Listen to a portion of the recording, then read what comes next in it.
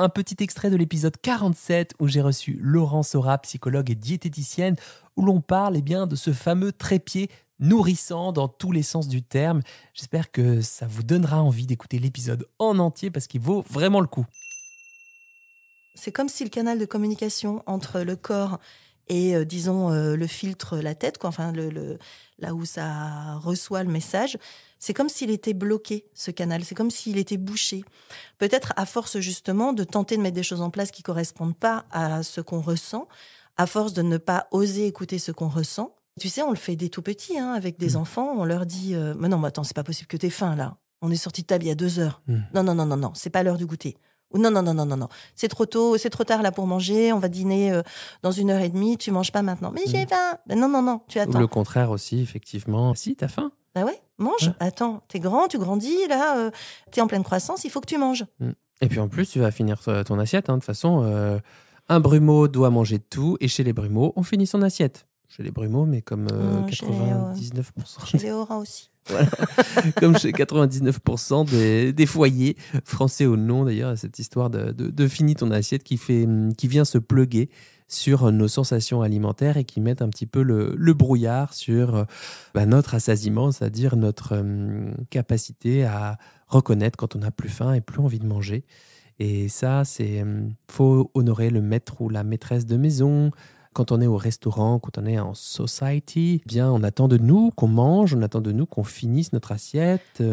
Et pas seulement. Enfin, moi, souvent, ce que je vois, c'est des personnes en difficulté, par exemple, de refuser une entrée ou un dessert si le reste de la table prend une entrée ou un dessert, comme une sorte de conformisme au groupe, à la partie dominante du groupe.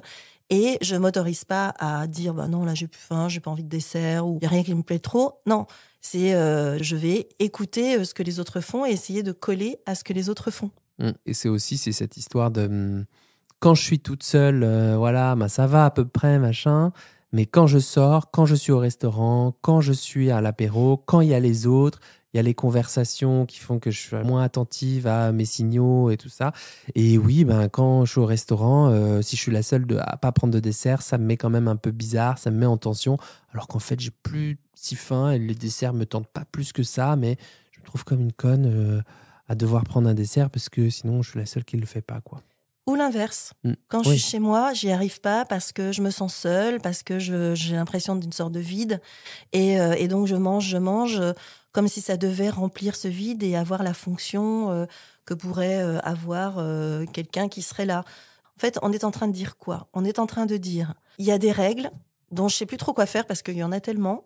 Et il y en a sans arrêt des nouvelles que je sais plus auxquelles il faut que j'attache de l'importance ou pas. Est-ce que c'est bien ou mal de savoir des choses sur les aliments ? Est-ce que c'est bien ou mal de regarder les étiquettes ? Bon, bref, je suis perdue là-dessus, sur les règles.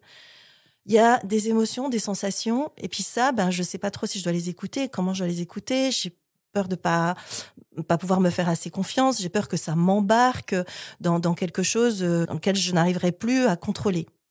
Et puis, enfin, il y a tout le reste du monde, la vie en société, la vie en famille. J'ai pas faim, mais il y a mes enfants, mon conjoint, ma conjointe autour de la table. Je vais pas ne pas manger.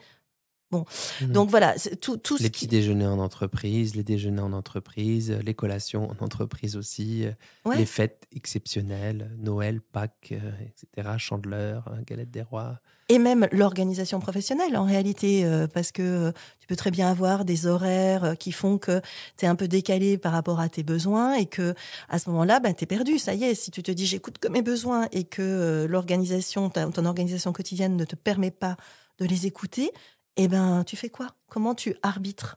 Donc 3 grands champs d'après moi, mais je sais pas si tu es d'accord avec ça. Au moins 3 en tout cas.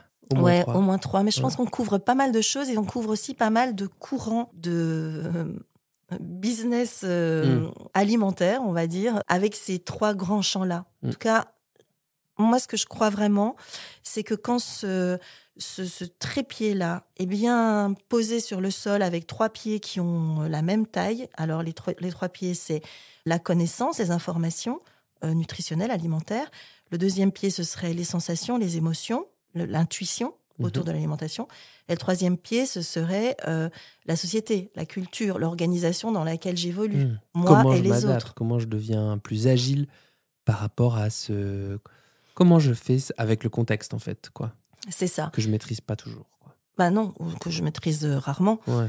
Et finalement, comment je deviens plus agile avec ces 3 grands éléments pour ne pas perdre l'équilibre. Parce qu'au bout du compte, l'équilibre alimentaire, pour moi, c'est plutôt ça. C'est plutôt ce trépied qui tient. J'ai une base solide sur laquelle je sais que je peux m'appuyer. C'est pas rigide, au contraire, c'est flexible. Voilà, ce que je retiens, c'est que le cadre, c'est bien. La flexibilité avec le cadre, c'est bien aussi. Merci de vos commentaires sur Apple Podcast. Et si vous n'avez pas encore commenté sur l'application native d'Apple, l'application Apple Podcast, n'hésitez pas si vous souhaitez soutenir Dans la Poire et si vous voulez que Dans la Poire continue. Quant à moi, je vous souhaite un bon appétit de vivre et à très vite pour un nouvel épisode de Dans la Poire.